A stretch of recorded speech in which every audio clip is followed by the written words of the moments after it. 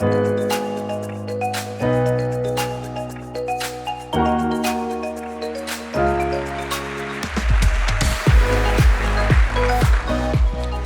when people ask me where my accent is from, I usually tell them my mother is from Spain, my father is from Colombia. I was born in New York, I grew up in Texas, I lived most of my life in California, and I've been to about 30 countries I've been to for my career.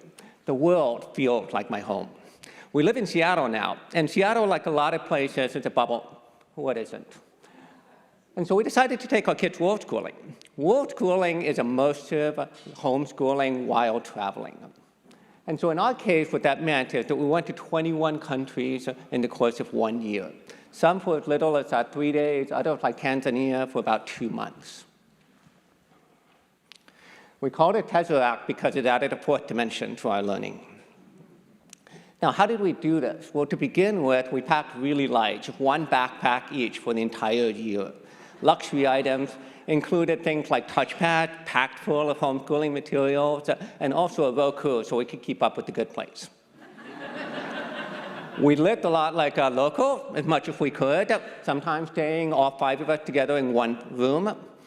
We shopped at local markets, ate local foods, and this really gave us a chance to experience not only the place, but ourselves much more richly. Along the way, we did see friends, and that really brought home something important, which is home really is where the heart is. But there were long stretches of time, months at a time even, when we were strangers in a strange land and completely disconnected from community. And that's when the real magic happens, when you get the discovery. We found that people treated us differently throughout the world, which is cultural awareness 101. But when you're the same person traveling through 21 countries back to back, that lesson really hits home. And you discover that so much of what other people do is not about you. Taking case these Germans who had a very different understanding of us and us with them until we actually talked to each other 3 days into spending time together.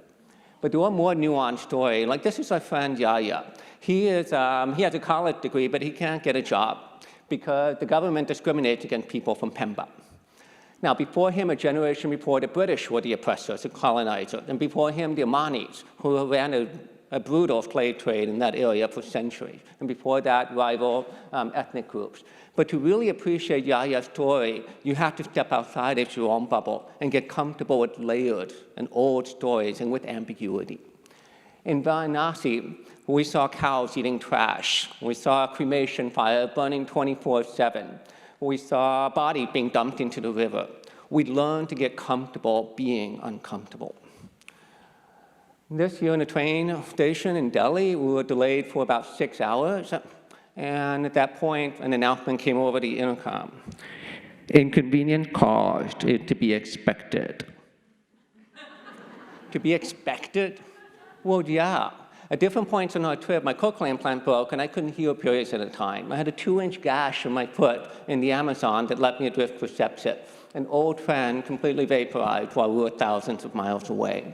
So life is hard, but worldschooling also taught us that it can be incredible. The human spirit is incredibly resilient. We saw people with far less kind of band together and doing incredibly entrepreneurial things with very, very little against incredible odds. But it isn't always easy. In China, I couldn't find a plunger when I plugged the toilet, so I tried a toilet brush and it broke the head off at the end of it. The plumber didn't speak any English, but gave us incredulous looks and turned the bathroom upside down. We had to innovate. We had to ask for help when we needed it. But in the end, worldschooling has a way of kind of forcing lessons upon you you didn't think you needed or you didn't know that you could. The last leg of our trip was back here in the United States in Washington, D.C. for July 4th. Now, this is a bubble that I do not agree with. But there was something else going on within me that wasn't quite there fully before, which was a lot more compassion and curiosity. Because I define a bubble, any bubble, as a space where your judgment exceeds your compassion, where your self-righteousness exceeds your curiosity. And for my work, the most important thing that worldschooling taught us was really kind of how to step outside of our bubble.